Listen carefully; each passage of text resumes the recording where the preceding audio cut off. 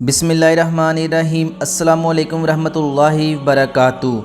میں ہوں محمد اختر اور آپ لوگ دیکھ رہے ہیں میرا یوٹیوب چینل رسول پور ٹی وی۔ پیارے دوستو، آج کے اس واقعہ میں ہم آپ کو یہ بتائیں گے کہ حضرت ذوالقرنین کون تھے، اور اس قوم کا واقعہ بتائیں گے جو مردار جانور کھا جاتے تھے، اور ذوالقرنین کا وہ واقعہ بتائیں گے جس میں انہوں نے 3 ایسے سفر کیے جو کہ پوری دنیا کے کسی بادشاہ نے یا کسی نبی نے شاید نہیں کیے ہوں گے۔ تو آپ سب سے ریکویسٹ ہے کہ ویڈیو کو کمپلیٹلی واچ کریں تاکہ آپ یہ واقعہ سن کر زیادہ سے زیادہ نالج حاصل کر سکیں۔ ذوالقرنین کا نام سکندر ہے۔ یہ حضرت خضر علیہ السلام کے خالہ زاد بھائی ہیں۔ حضرت خضر علیہ السلام ان کے وزیر اور جنگلوں میں علم بردار رہے ہیں۔ یہ حضرت سام بن نوح علیہ السلام کی اولاد میں سے ہیں، اور یہ ایک بڑھیا کے اکلوتے فرزند ہیں۔ حضرت ابراہیم خلیل اللہ علیہ السلام کے دست حق پر اسلام قبول کر کے مدتوں تک ان کی صحبت میں رہے ہیں، اور حضرت ابراہیم خلیل اللہ علیہ السلام نے ان کو کچھ وصیتیں بھی فرمائی تھیں۔ صحیح قول یہی ہے کہ یہ نبی نہیں ہیں بلکہ ایک بندہ صالح ہیں جو ولایت کے شرف سے سرفراز ہیں۔ حضور علیہ السلام نے فرمایا کہ یہ ذوالقرنین 2 سینگوں والے کے لقب سے اس لیے مشہور ہو گئے کہ انہوں نے دنیا کے 2 سینگوں یعنی دونوں کناروں کا چکر لگایا تھا، اور بعض کا قول ہے کہ ان کے دور میں لوگوں کے 2 قرن ختم ہو گئے۔ 100 برس کا ایک قرن ہوتا ہے، اور بعض کہتے ہیں کہ ان کے 2 گیسو تھے، اس لیے ذوالقرنین کہلاتے ہیں۔ اور یہ بھی ایک قول ہے کہ ان کے تاج پر 2 سینگ بنے ہوئے تھے، اور بعض اس کے قائل ہیں کہ خود ان کے سر پر دونوں طرف ابھار تھا جو سینگ جیسا نظر آتا تھا، اور بعضوں نے تو یہ وجہ بتائی ہے چونکہ ان کے باپ اور ماں نجیب الطرفین اور یعنی شریف زادے تھے، اس لیے لوگ ان کو ذوالقرنین کہنے لگے۔ واللہ تعالی عالم والرسول۔ اللہ تعالیٰ نے ان کو تمام روئے زمین کی بادشاہی عطا فرمائی تھی۔ دنیا میں کل 4 بادشاہ ایسے ہوئے ہیں جن کو پوری زمین کی پوری بادشاہی ملی ہے۔ ان میں سے 2 مومنین تھے اور 2 کافر تھے۔ مومن تو حضرت سلیمان علیہ السلام اور ذوالقرنین ہیں، اور کافر ایک بخت نصر اور دوسرا نمرود ہے۔ اور تمام روئے زمین کے 1/5 بادشاہ اس امت میں ہونے والے ہیں جن کا اسم گرامی حضرت امام مہدی رضی اللہ تعالی عنہ ہے۔ ناظرین، یہاں پر سوال یہ پیدا ہوتا ہے کہ حضرت ذوالقرنین کے 3 سفر پوری دنیا میں کیوں ہوئے اور ان کا مقصد کیا تھا؟ تو اس کے جواب میں قرآن مجید میں حضرت ذوالقرنین کے 3 سفروں کا حال بیان ہوا ہے، جو کہ سورہ کہف میں ہے کہ ہم قرآن مجید میں سے ان 3 سفروں کا حال بیان کرتے ہیں جن کی رویداد بہت ہی عجیب اور عبرت خیز ہے۔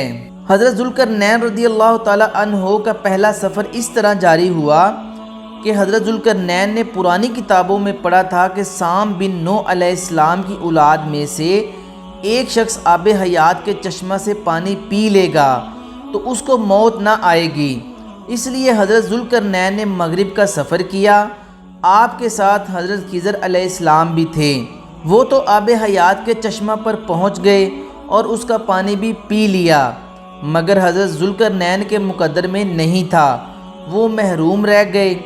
اس سفر میں آپ جانب مغرب روانہ ہوئے تو جہاں تک آبادی کا نام و نشان ہے وہ سب منزلیں طے کر کے آپ ایک ایسے مقام پر پہنچے کہ انہیں سورج غروب وقت ایسا نظر آیا کہ وہ ایک سیاہ چشمہ میں ڈوب رہا ہے، جیسا کہ سمندری سفر کرنے والوں کو آفتاب سمندر کے کالے پانی میں ڈوبتا نظر آتا ہے۔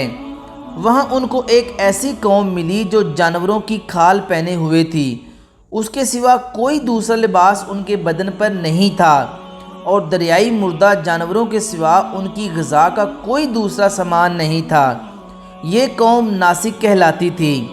حضرت ذوالقرنین نے دیکھا کہ ان کے لشکر بے شمار ہیں اور یہ لوگ بہت ہی طاقتور اور جنگجو ہیں، تو حضرت ذوالقرنین نے ان لوگوں کے گرد اپنی فوجوں کا گھیرا ڈال کر ان لوگوں کو بے بس کر دیا۔ چنانچہ کچھ تو مشرف با ایمان ہو گئے، کچھ آپ کی فوجوں کے ہاتھ مقتول ہو گئے۔ حضرت ذوالقرنین علیہ السلام کا دوسرا سفر اس طرح جاری ہوا، پھر آپ نے مشرق کا سفر فرمایا، یہاں تک کہ جب سورج طلوع ہونے کی جگہ پہنچے تو یہ دیکھا کہ وہاں ایک ایسی قوم ہے جن کے پاس کوئی عمارت اور مکان نہیں ہیں۔ ان لوگوں کا یہ حال تھا کہ سورج طلوع ہونے کے وقت یہ لوگ زمین کی غاروں میں چھپ جاتے تھے اور سورج ڈھل جانے کے بعد غاروں سے نکل کر اپنی روزی کی تلاش میں لگ جاتے تھے۔ یہ لوگ قوم منسک کہلاتے تھے۔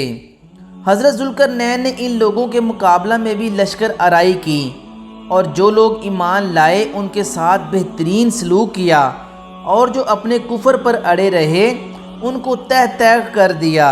اب سوال یہ پیدا ہوتا ہے کہ حضرت ذوالقرنین علیہ السلام نے تیسرا سفر کیوں کیا؟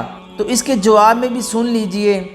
پھر آپ نے شمال کی جانب سفر فرمایا، یہاں تک کہ سدین دو پہاڑوں کے درمیان میں پہنچے تو وہاں کی آبادی کی عجیب و غریب زبان تھی۔ ان لوگوں کے ساتھ اشاروں سے بمشکل بات چیت کی جا سکتی تھی۔ ان لوگوں نے حضرت ذوالقرنین سے یاجوج ماجوج کے مظالم کی شکایت کی اور آپ کی مدد کے طالب ہوئے۔ یہ یافس بن نوح علیہ السلام کی اولاد میں سے ایک فسادی گروہ ہے اور ان لوگوں کی تعداد بہت ہی زیادہ ہے۔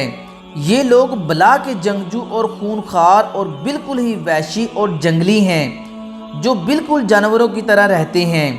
موسم ربیع میں یہ لوگ اپنے غاروں سے نکل کر تمام کھیتیاں اور سبزیاں کھا جاتے تھے اور خشک چیزوں کو لاد کر لے جاتے تھے۔ آدمیوں اور جنگلی جانوروں یہاں تک کہ سانپ، بچھو، گرگٹ اور ہر چھوٹے بڑے جانور کو کھا جاتے تھے۔ حضرت ذوالقرنین سے لوگوں نے فریاد کی کہ آپ ہمیں یاجوج ماجوج کے شر اور ان کی ایذا رسائیوں سے بچائیے، اور ان لوگوں سے ان کے عوض کچھ مال دینے کی بھی پیشکش کی۔ تو حضرت ذوالقرنین نے فرمایا کہ مجھے تمہارے مال کی ضرورت نہیں ہے، اللہ تعالیٰ نے مجھے سب کچھ دیا ہے، بس تم لوگ جسمانی محنت سے میری مدد کرو۔ چنانچہ آپ نے دونوں پہاڑوں کے درمیان بنیاد کھدوائی۔ جب پانی نکل آیا تو اس پر پگھلائے تانبے گارے سے پتھر جمائے گئے اور لوہے کے تختے نیچے اوپر چن کر ان کے درمیان میں لکڑی اور کوئلہ بھروا دیا اور اس میں آگ لگوا دی۔ اس طرح یہ دیوار پہاڑ کی بلندی تک اونچی کر دی گئی اور دونوں پہاڑوں کے درمیان کوئی جگہ نہ چھوڑی گئی۔ پھر پگھلایا ہوا تانبا دیوار میں پلا دیا گیا جو سب مل کر بہت ہی مضبوط اور نہایت مستحکم دیوار بن گئی۔ قرآن مجید کی سورہ کہف میں حتی اذا بلغ مغرب الشمس سے من امرنا یسرا پہلے سفر کا ذکر ہے، پھر ثم اتبع سببا سے خبرا تک دوسرے سفر کا تذکرہ ہے، اور ثم اتبع سببا سے وقان وعد ربی حقا تک تیسرے سفر کی روداد ہے۔ حدیث شریف میں ہے کہ یاجوج ماجوج روزانہ اس دیوار کو توڑتے ہیں اور دن بھر جب محنت کرتے کرتے اس کو توڑنے کے قریب ہو جاتے ہیں تو ان میں سے کوئی کہتا ہے کہ اب چلو باقی کو کل توڑ ڈالیں گے۔ دوسرے دن جب وہ لوگ آتے ہیں تو خدا کے حکم سے وہ دیوار پہلے سے بھی زیادہ مضبوط ہو جاتی ہے۔ جب اس دیوار کے ٹوٹنے کا وقت آئے گا تو ان میں سے کوئی کہے گا کہ اب چلو انشاءاللہ تعالی کل اس دیوار کو توڑ ڈالیں گے۔ ان لوگوں کے انشاءاللہ تعالی کہنے کی برکت اور اس کلمہ کا یہ ثمرہ ہوگا کہ دوسرے دن دیوار ٹوٹ جائے گی۔ یہ قیامت قریب ہونے کا وقت ہوگا۔ دیوار ٹوٹنے کے بعد یاجوج ماجوج نکل پڑیں گے اور زمین میں ہر طرف فتنہ و فساد، قتل و غارت کریں گے، چشموں اور تالابوں کا پانی پی ڈالیں گے اور جانوروں اور درختوں کو کھا ڈالیں گے، زمین پر ہر جگہوں میں پھیل جائیں گے، مگر مکہ مکرمہ و مدینہ طیبہ و بیت المقدس ان تینوں شہروں میں داخل نہ ہو سکیں گے۔ پھر حضرت عیسیٰ علیہ السلام کی دعا سے ان لوگوں کی گردنوں میں کیڑے پیدا ہو جائیں گے اور یہ سب کے سب ہلاک ہو جائیں گے۔ قرآن مجید میں اس طرح ہے کہ حتی اذا فتحت یاجوج و ماجوج وہم من کل حدب ینسلون۔ ترجمہ کنز الایمان، یہاں تک کہ جب کھولے جائیں گے یاجوج و ماجوج اور وہ ہر بلندی سے ڈھلکتے ہوں گے۔ اللہ تعالیٰ سے دعا ہے کہ ہم نے جو کچھ سنا اور سمجھا ہمیں صحیح معنوں میں اس پر عمل کرنے کی توفیق عطا فرمائے، یہ تھی ہماری آج کی ویڈیو۔ اگر ویڈیو پسند آئے تو چینل کو ضرور سبسکرائب کر لیجئے گا، لائک اینڈ شیئر ضرور کیجئے گا۔ ہو سکتا ہے کہ آپ کا کسی ایک کو یہ ویڈیو شیئر کرنا وہ گناہوں سے پکی سچی توبہ کر کے نیکی کے راستے پر چل پڑے، تو یہ ویڈیو آپ کے لیے صدقہ جاریہ بن سکتی ہے۔ ملتے ہیں انشاءاللہ نیکسٹ نیو ویڈیو کے ساتھ، تب تک کے اپنا بہت سارا رکھیے گا خیال۔ اللہ تعالیٰ آپ سب کی مشکلیں آسان فرمائے، اللہ تعالیٰ آپ سب کا حامی و ناصر ہو۔ مجھے بھی اپنی بہت ساری دعاؤں میں رکھیے گا یاد۔ خدا حافظ۔